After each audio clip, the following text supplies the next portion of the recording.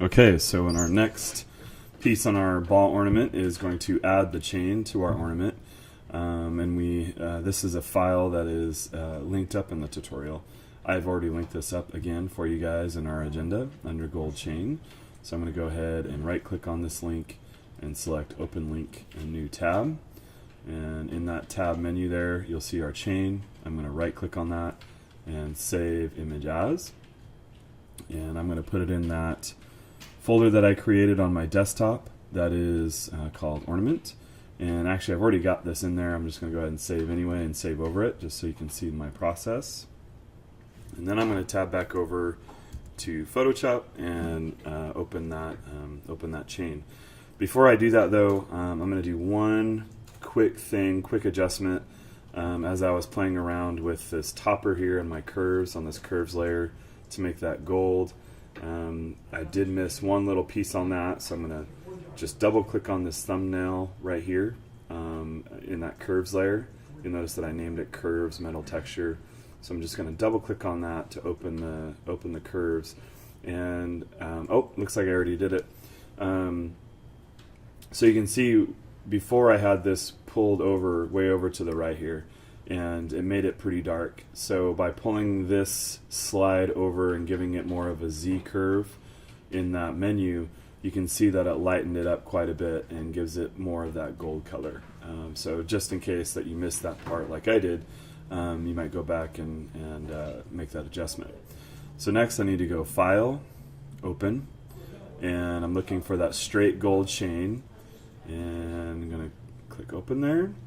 And I'm going to bring this over just by using the move tool. So I'm going to grab the move tool and then click and drag and then select that tab and then drop it in. Before I, and it looks like it got put into a clipping layer. So this is something that can easily happen when you have a lot of layers like this. So I'm just going to hit Control-Alt-Z and back out of that, and I'm going to make a new layer right above where I made that shadow before, where it says left shadow metal fixture, where it clipped it. I'm going to go ahead and click a new layer real quick, and I will end up deleting this new layer out, but that way when I bring that chain over again, it's not going to get mixed into my other clipping layers. So I'm going to tab over, grab that chain one more time, click and drag, and then drop. So there you go, you see it as layer 3 over here in my layers panel right underneath that ornament group. So now I can delete layer 2 out because that's just an empty layer, don't need it. And where it says layer 3, I'm going to title gold chain. And this is where I'm going to do this in 2 steps. The first one is I'm going to go ahead and rotate this image so that it's straight. And I'm going to use my guide here that I created earlier to make sure that it's straight. So I'm gonna just tweak that just slightly there, make sure that it's right on the line so that I know it's straight, and hit enter return. And the reason why I want to hit enter return there instead of and go ahead and resizing it in there is so that now my bounding box fits exactly around the chain. Before when it's curved or when it's diagonal like that, it creates a rectangular, bigger bounding box, and it makes it more difficult to resize this.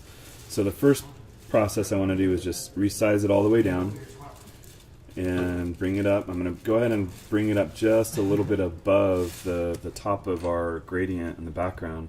And then I'm going to zoom in and move down. And I just want to make sure that I've brought this chain somewhat close to the top of this so it just overlaps just slightly, and so there's not that gap there, and it's kind of being there we go, and then hit enter return.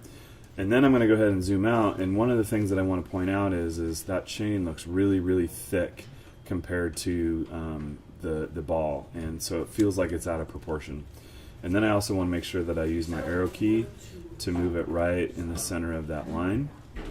And I will have to move that here in just a second again, but what I want to do, actually if I hit the Alt key, it should just resize both. If I hit the Alt key and use the move tool and size it, it'll size it from the center, so then I don't have to move that chain again. So I'm going to go ahead and hit Control 1 or Command 1 here and hit enter return. I'm going to click off this layer, so I'm just going to click onto layer 1 here, so I can kind of see overall what this looks like. If it looks pretty, thin and light, like it should be in proportion with that ball, and I think so. I think I've got it nailed there. So let's toggle back over to our instructions and see what our next step is. So there we go, we did that. And next it says create an adjustment layer and clip it to the chain layer. Drag the curve up as shown below to make the chain brighter. So we're just making it kind of match this gold color so it doesn't look like it's a completely separate piece.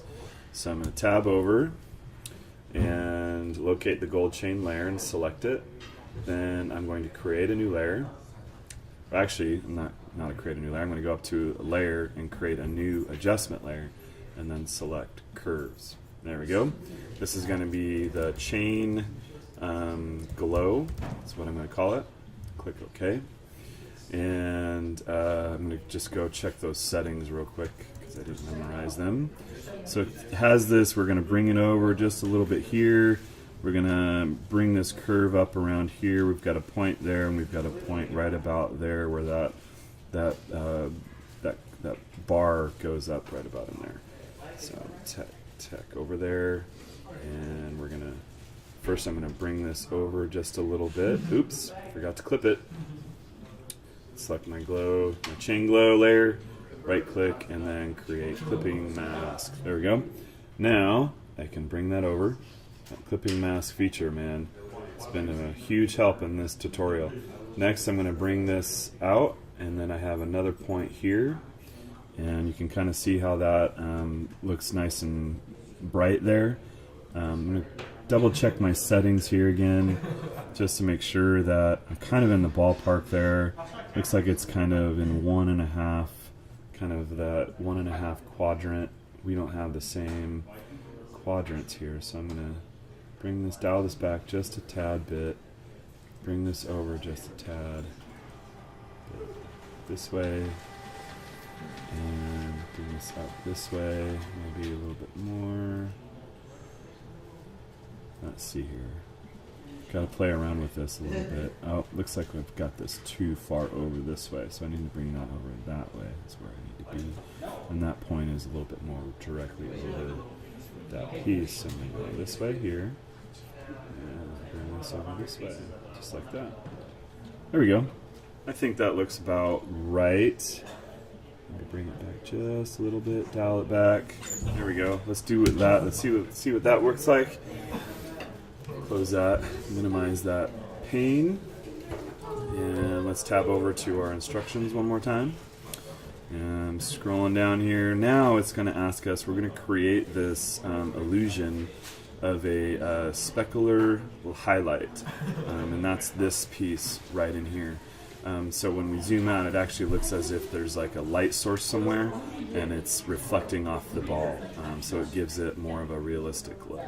So we're going to start with a soft round brush with white in the foreground, and it's in a size of 15 pixels. And then we're going to take this again, and then we're going to create a glow around that little tiny dot right there. So you're going to see how this looks.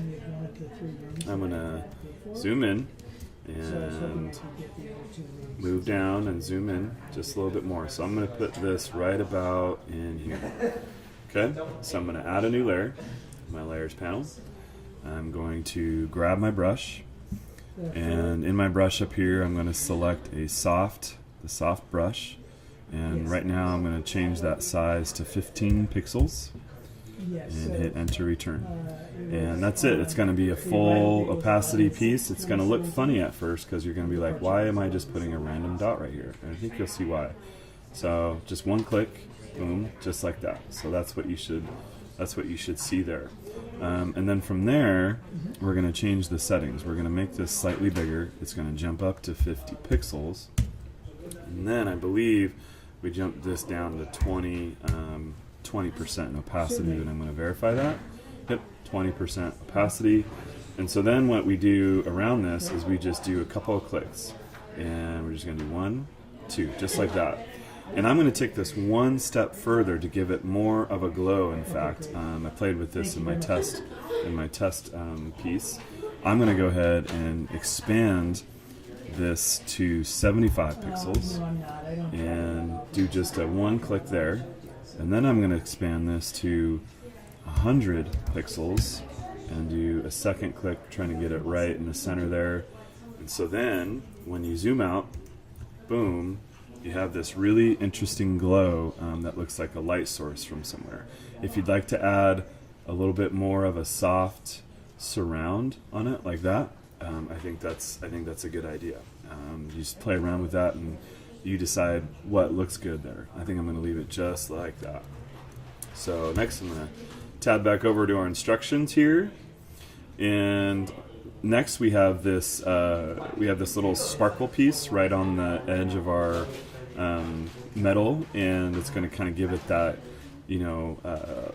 star, reflection, kind of a Christmas theme style piece. And so, but first I need to download this brush pack. So I'm going to go to our agenda, and I'm going to select Fantasy Light Brush here. And it's going to download as a ABR pack in my downloads piece down here. It may download somewhere else for you. And I'm going to open up my my folder where I have that, my desktop, ornament, and I'm just going to grab that brush and drop it in. I've already got this brush in here, so it's going to ask me to replace it. I'm just going to go ahead and do that so I can show you the whole process. No, it would have been yesterday. And minimize that. And then now I need to load that brush into my piece. Oh, it looks like I accidentally got a little brush action there. Control Z there, so it gets that out of there. Okay, so next I'm going to click on if you click on this little drop down menu here next to where you find your brushes, if you go to this little gear and select load brushes, and it'll bring you to a menu, just select your fantasy brush there and hit open. I've already done this. You'll see it down in here. Okay.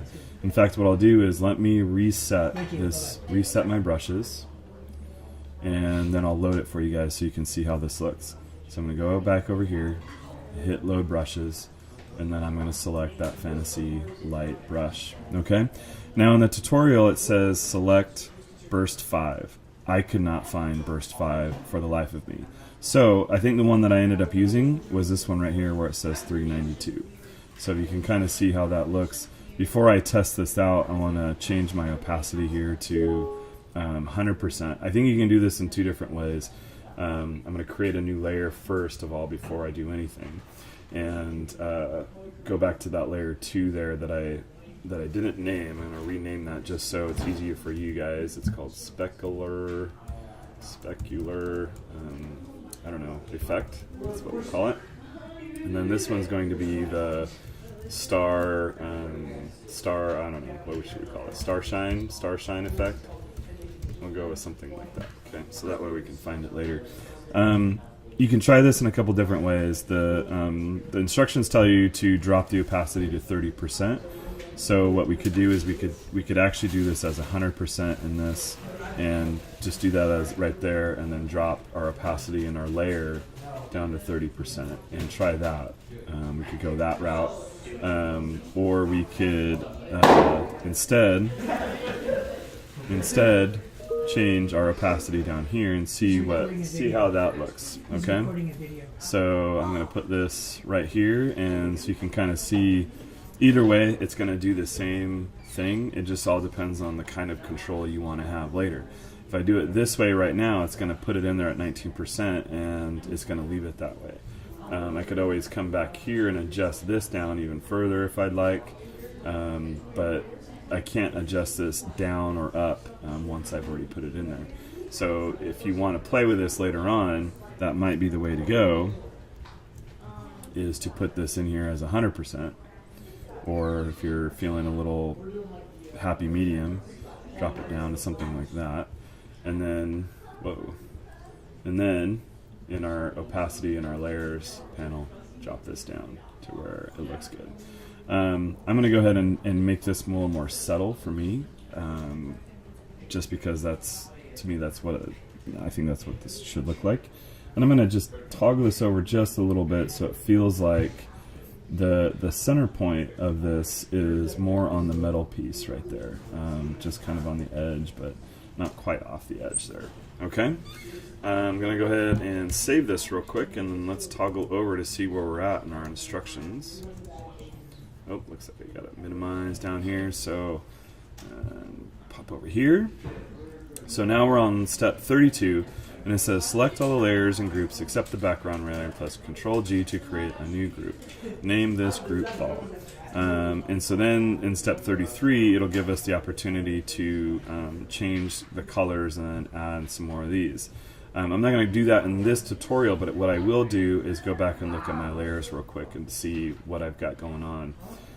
I believe I've already done this, and I did it in an earlier step just to make it easier for me. So you'll see right here I have a group called ornament, and when I minimize that, it encompasses all of those layers, all those clip layers, and then down here in the bottom it also contains our ball layer.